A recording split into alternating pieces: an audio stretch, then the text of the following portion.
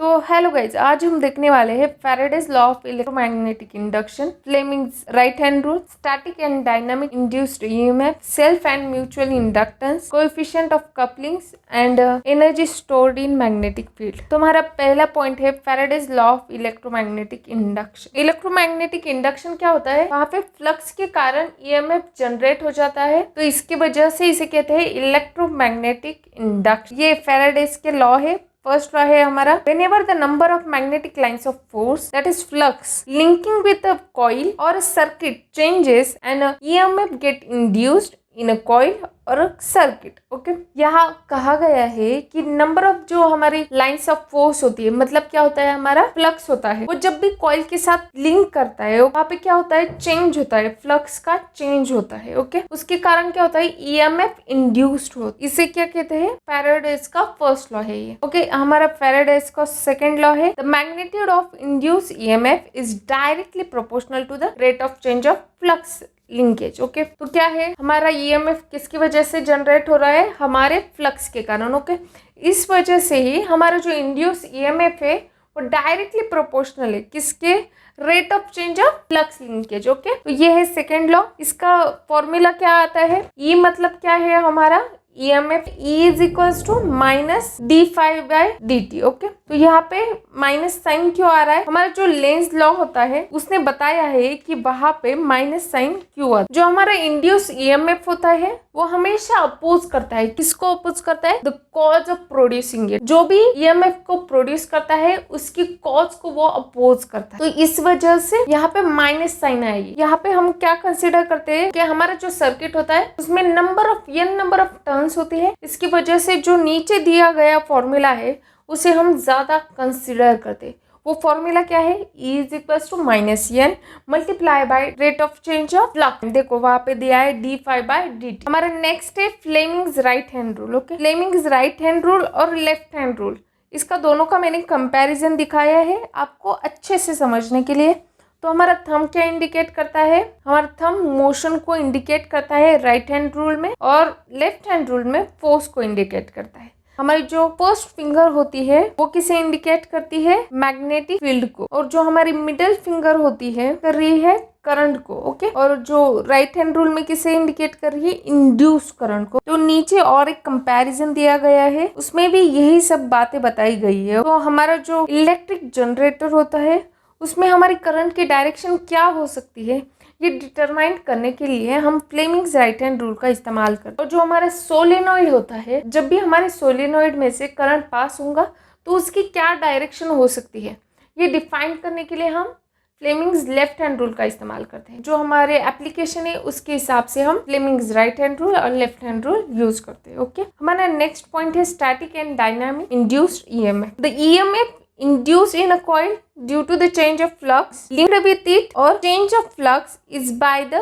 increase or decrease in the current is called as induced EMF। हमारा जो transformer होता है वो बेस्ट एग्जांपल है स्टैटिक इंड्यूस्ड EMF का। यहाँ पे क्या होता है, the EMF induced in a coil, जो भी EMF होता है वो हमारे कॉइल में इंड्यूस्ड होता है, वो किसकी वजह से होता है, चेंजेस ऑफ फ्लक्स। ओके, ये बस चेंजेस ऑफ फ्लक्स की वजह से होता है, और फ्लक्स किसकी वजह से चेंज होता है, जो भी हमारा सप्लाई करंट है उसकी वजह से। तो यह सिंपली क्या कहा गया है, यह स्टैटिक इंड्यूस्ड ईएमएफ, उसका एग्जांपल है transformer. Transformer is an example of statically induced EMF.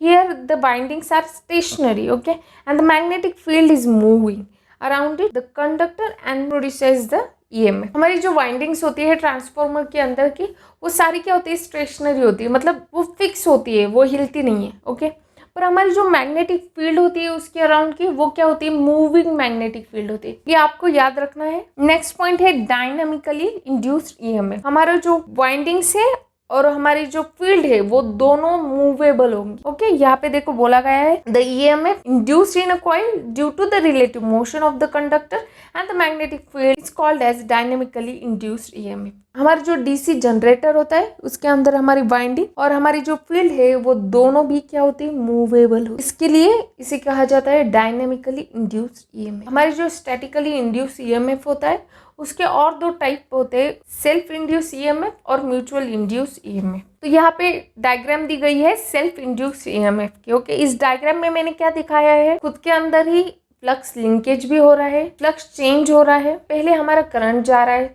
उसके बाद उसके अंदर क्या हो रहा है, फ्लक्स का चेंज हो रहा है, उसकी वजह से वहाँ पे फ्लक्स लिंकेज हो रहा है और उसकी वजह से वहाँ पे एक ईएमएफ इंड्यूस हो रहा है। ओके, ये सब फैराडेज लॉ पे डिपेंड है। सब आप देखेंगे, सब जो कंसेप्ट है वही है, बस बार बार रिपीट हो रहे हैं। सेल्फ इंड्यूस ईएमएफ क्या होता है, समझ में आ गया? खुद के अंदर ही खुद से ही ईएमएफ का प्रोड्यूस होना। Next, mutually induced EMF. Okay, इसमें क्या होता है, हमारी जो एक कॉइल दिखाई गई है यहाँ पे, उसको हमने सप्लाई दिया है, उसमें से करंट आई पास हो रहा है, उसके अंदर फ्लक्स का चेंजेस हो रहा है, फ्लक्स लिंकेज हो रहा है और एक कॉइल में जो फ्लक्स का चेंज हो रहा है उसकी वजह से हमारी जो कॉइल बी है उसके अंदर ईएमएफ इंड्यूस हो रहा है। ओके, एक कॉइल के कारण बी कॉइल में हमारा ईएमएफ इंड्यूस हो रहा है। देखो, बी कॉइल के नीचे मैंने एक वोल्ट मीटर लगाया है, सर्कल में एक एरो है, वहां पे वी लिखा है, वो हमारा एक वोल्ट मीटर है, जिसमें हम देखेंगे कि हमारा इंड्यूस ईएमएफ कितना है। कि हम जैसे कि जानते हैं हमारे ईएमएफ का यूनिट होता है वोल्ट, जो ईएमएफ कितना है वो हम देखेंगे वोल्ट मीटर के हेल्प से। आपको समझ में आया म्यूचुअली इंड्यूस ईएमएफ क्या होता है? हमारी एक कॉइल में जो भी फ्लक्स का चेंजेस हो रहा है उसकी वजह से हमारी बी कॉइल में ईएमएफ इंड्यूस हो रहा है। हमारा नेक्स्ट पॉइंट है coefficient of coupling. Coefficient of coupling क्या होता है? सेम होता है। तो यहाँ पे क्या होता है, जो हमारा ईएमएफ म्यूचुअल इंडक्शन की जो ये फेनोमेना है उसकी वजह से तैयार हो रहा है, तो वहाँ पे एक कोएफिशिएंट बन जाता है जिसे हम कहते हैं कोएफिशिएंट ऑफ म्यूचुअल इंडक्टेंस। यहाँ पे मैंने इस पिक्चर में एक फॉर्मूला दिया है जहाँ पे कैपिटल एम दिखाया गया है, वो क्या है? Coefficient of mutual inductance. हमारा म्यूचुअल इंडक्टेंस क्या होता है? सेम, हमारी जो फर्स्ट कॉइल में जो फ्लक्स चेंज हो रहा है उसकी वजह से दूसरे कॉइल में ईएमएफ इंड्यूस हो रहा है। ओके, और वो किसकी वजह से हो रहा है? जो भी करंट हमने फर्स्ट कॉइल में पास किया है उसकी वजह से हो रहा है। जो ये प्रॉपर्टी है ईएमएफ को जनरेट करने की, इंड्यूस्ड करने की सेकंड कॉइल में, इसको ही हम कहते हैं कोएफिशिएंट ऑफ म्यूचुअल इंडक्टेंस। यहाँ पे फॉर्मूला दिया गया है कोएफिशिएंट ऑफ कपलिंग का, जो है m is equals to k multiply by under root of L1 into L2। यहाँ पे m coefficient of mutual inductance, ये क्या है? Coupling coefficient. L1 क्या है? Inductance of the first coil, जो भी फर्स्ट कॉइल होंगी वहां पे जो इंडक्टेंस होगा वो मेंशन किया है, और L2 इंडक्टेंस है सेकेंड कॉइल का, जो भी हमारा इंड्यूस ईएमएफ की वजह से वहाँ इंडक्टेंस है वो। ओके, तो ये हुआ हमारा कोएफिशिएंट ऑफ कपलिंग। हमारा लास्ट पॉइंट है energy stored in magnetic field. Energy stored in magnetic field क्या होता है? okay, जो भी हमारा कंसेप्ट है स्टैटिकली इंड्यूस ईएमएफ का और म्यूचुअली इंड्यूस ईएमएफ का, ये किसके लिए है? मैग्नेटिक सर्किट के लिए है। ओके, तो हमारे मैग्नेटिक सर्किट में सिर्फ एनर्जी किसके लिए लगती है? सप्लाई जब भी हम देते हैं एनर्जी का, उसके लिए ही सिर्फ एनर्जी लगती है। जैसे ही हमारा फ्लक्स उसमें तैयार हो जाता है उसके बाद हमें एनर्जी की रिक्वायरमेंट नहीं होती, तो वहाँ पे वो एनर्जी क्या होती है? वो एनर्जी वहाँ पे स्टोर्ड होती है। कैसे? वहाँ पे जो भी एनर्जी की वजह से मैग्नेटिक फील्ड तैयार हो रही है वो स्टोर्ड होती है किसकी फॉर्म में? पोटेंशियल एनर्जी के फॉर्म में। ओके, तो वहाँ पे एनर्जी क्या हो रही है? स्टोर्ड हो रही है। तो इसे ही हम क्या कहते हैं? Energy stored in magnetic field. और इसका एक फॉर्मूला है E is equals to 1/2 L into I square. यहाँ पे E क्या है? हमारा एनर्जी स्टोर्ड है। ये एनर्जी किसके फॉर्म में होती है? पोटेंशियल एनर्जी के फॉर्म में होती है। यहाँ पे L क्या है? हमारा इंडक्टेंस है, और I क्या है? करंट है। ओके, तो आज के लिए बस इतना ही, और आगे हम देखेंगे पिछले वीडियो में जो मैंने आपको होमवर्क दिया था उसके आंसर क्या है। तो हमारा 5th MCQ है the unit of magnetic pole strength.